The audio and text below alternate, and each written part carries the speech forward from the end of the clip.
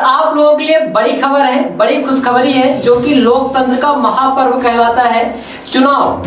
जी हां, आपको बता दें कि आज चुनाव आयोग ने 12 बजे से बैठक की, प्रेस कॉन्फ्रेंस की, जिसमें आदर्श आचार संहिता लागू कर दी गई है। और आप सबके लिए एक बड़ी खबर है, जो कि चुनाव से संबंधित है। आप लोगों को बड़े ही बेसब्री से इंतजार रहा होगा कि चुनाव की तारीखों का ऐलान कब होगा। तो आपको बता दें कि 17 नवंबर को मध्य प्रदेश में वोटिंग है, मतलब 17 नवंबर को मतदान किया जाएगा और 3 दिसंबर को इसकी काउंटिंग की जाएगी, मतलब इसका रिजल्ट आएगा। तो वहीं आपको बता दें कि चुनाव के मद्देनजर ध्यान रखते हुए आदर्श आचार संहिता लागू कर दी गई है। आदर्श आचार संहिता चुनाव संहिता राजनीतिक दलों एवं प्रत्याशियों के लिए बनाई गई है, जो कि एक नियमावली होती है। भारत के संविधान के अनुच्छेद 324 के अधीन सांसद और राज्य विधानमंडल के लिए स्वतंत्र, निष्पक्ष और शांतिपूर्ण चुनाव के लिए चुनाव आयोग सत्तारूढ़ दलों और उम्मीदवारों द्वारा अनुपालन सुनिश्चित कराता है, जिसका पालन चुनाव के समय आवश्यक होता है। चुनाव आयोग चुनाव से पहले इनके लागू होने की घोषणा करता है, जो कि आज 12 बजे से प्रेस कॉन्फ्रेंस की गई थी, और चुनाव के बाद इसके समाप्त होने की यह सरकार, राजनीतिक दलों, उम्मीदवारों तथा जनता के दिए गए निर्देश हैं, जिसका पालन चुनाव के दौरान किया जाना जरूरी होता है। चुनाव आचार संहिता चुनाव की तिथि की घोषणा से लागू होता है और यह मतदान के परिणाम आने पर समाप्त हो जाता है, जो कि आप लोगों को बताया कि 17 नवंबर को मतदान होगा मध्य प्रदेश में। चुनाव आचार संहिता के अंतर्गत अनेक बातें शामिल हैं, जिनमें आपको हम बताते हैं कुछ प्रमुख बातें हैं,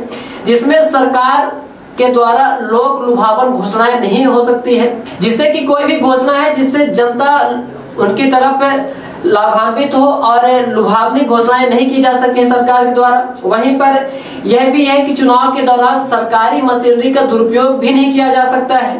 राजनीतिक दलों और उम्मीदवारों द्वारा जाति, धर्म व क्षेत्र से संबंधित मुद्दे नहीं उठाए जा सकते हैं।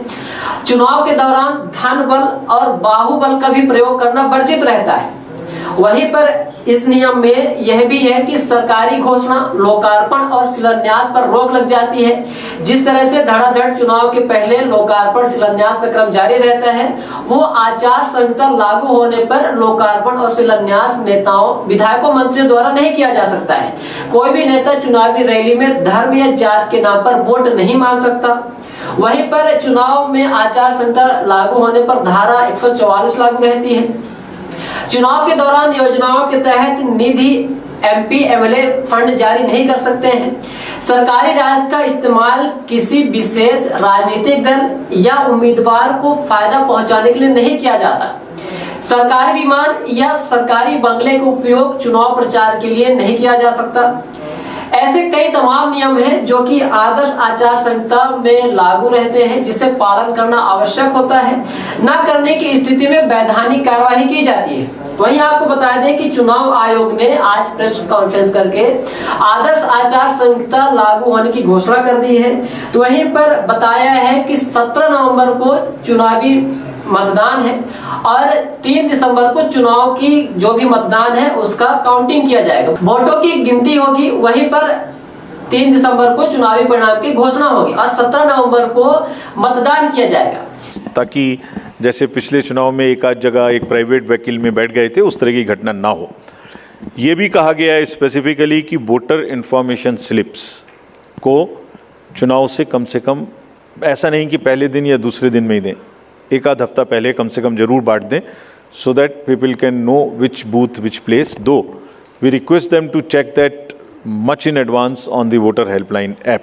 We are focusing far more on the inducement-free elections because money power is one thing which we want to restrict. We now will come to the schedule which you are awaiting, state by state, and now to start with from the Mizoram. The date of poll will be 7th November and date of counting would be 3rd, which is common of course for all these states, and elections in all these states would be completed by 5th of December. So date of poll is 7th November. Similarly, in case of Chhattisgarh, the elections would be in 2 phases. The date of poll would be 7th November and 17th November. The nominations After Mizoram, for the first phase of the Chhattisgarh would happen on 20th, the 13th, and the last date would be 20th. Date of poll being 7th November, and for phase 2, 17th November. In Madhya Pradesh, this coincides with the second phase of Chhattisgarh, and date of poll would be 7th November. So, first Mizoram and the first phase of Chhattisgarh, then second phase of Chhattisgarh, and one phase in Madhya Pradesh. Thereafter, Rajasthan, where the date of poll will be 23rd November in one phase entirely in Rajasthan. The date of issue of Gazette notification would be 30th October, and date of counting for everyone being 3rd of December. Telangana would go last to the poll, and date of poll is 30th November, with the date of issue of Gazette notification being 3rd of November. And the entire election process would be complete by 5th of December. So this is what is the schedule. And again, I request all of you, through all of you, to all the voters to please come and exercise in the festival of democracy in a true sense. Thank you very much.